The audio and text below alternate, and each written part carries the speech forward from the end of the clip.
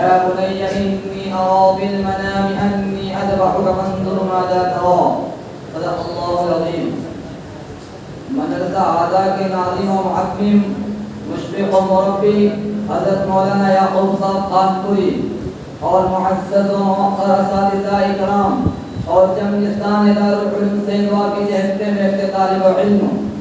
آج میں آپ حضرات کے سامنے سیدنا ابراہیم علیہ السلام کی آزمائش پر جرگزاری کی ضرورت کر رہا ہوں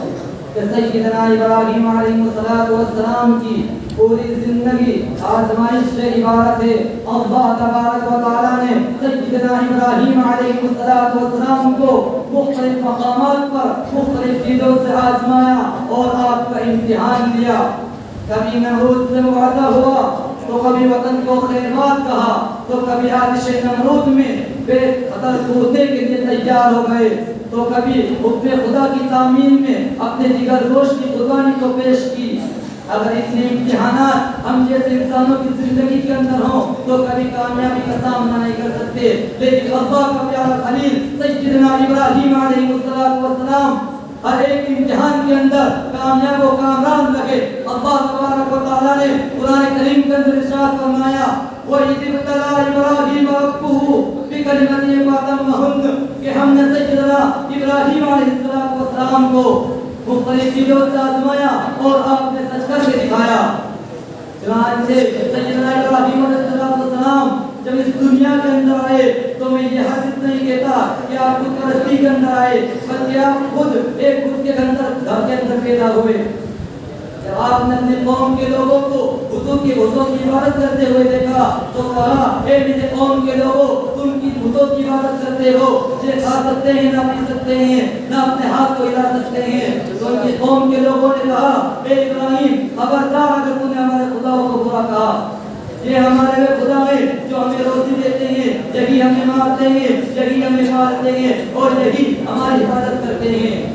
چنانچہ اللہ تبارک و تعالیٰ نے اپنے پیارے حبیب سیدنا ابراہیم علیہ السلام کو وہ صلاحیت عطا فرمائی کہ آپ اس وقت خاموش رہے، مگر آپ نے کہا اپنے قوم کے لوگوں سے اے میری قوم کے لوگوں، تم یاد رکھو وقت آنے پر تم کو بتا دیا جائے گا کہ ان تمہارے خداؤں میں کتنی طاقت ہے.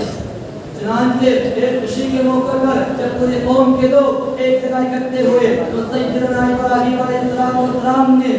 موقع کو غنیمت سمجھا اور بتوں کے گھر کے اندر گئے اور تمام بتوں کے جو ان کے چھوٹے چھوٹے ڈپارٹمنٹ تھے، کوئی ان کا اولاد دینے والا، کوئی روزی دینے والا تو کوئی بیوی بنانے والا تھا، تمام کو نست و نابود کر دیے. جب نمرود کی قوم نے منظر دیکھا تو اس طرح خفا ہو گئے اور کہا کہ ہمارے خداؤں کا دشمن ابراہیم ہے اور یہ کام ابراہیم کے علاوہ ہرگز کوئی نہیں کر سکتا.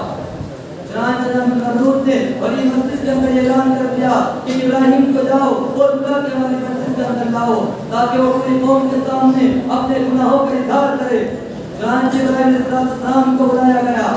اور کہا گیا کہ یہ ہمارے خداؤں کے ساتھ بدسلوکی کی. تو ابراہیم علیہ السلام نے کہا کہ آپ کے خدا نے اور میں بندہ ہوں، بھلا کوئی بندہ کسی خدا کے ساتھ گستاخی کر سکتا ہے؟ دونوں نے پھر بھی نہیں مانا اور کہا کہ ابراہیم یہ کام تیرا اللہ کوئی نہیں کر سکتا. تو ابراہیم علیہ السلام نے اپنی صلاحیت کو ظاہر کری اور کہا کہ پوچھ کیجیے اپنے خداؤں سے جو تمہیں پالتے ہیں، جو تمہاری حفاظت کرتے ہیں، جو تمہیں روزی دیتے ہیں، جو نہیں پوچھتے پوچھئے ان سے کہ حساب کس سے گیا. چنانچہ ابراہیم علیہ السلام کے جواب سن کر ان کے دل پر اثر ہو گیا اور انہوں نے یہ بات طے کر لی کہ اپنے ہاتھ سے بنائے سے کچھ نہیں کر سکتے. لیکن پھر بھی نمرود نے اس بات کو ہرگز گوارا نہیں کیا اور ابراہیم علیہ السلام سے کہا اے ابراہیم میرے پاس صرف ایک ہی بات ہے کہ یا تو تمہارے خدا کو تسلیم کر دے یا پھر آگ کے اندر جلنے کے لیے تیار ہو جا. چنانچہ ابراہیم علیہ السلام نے کہا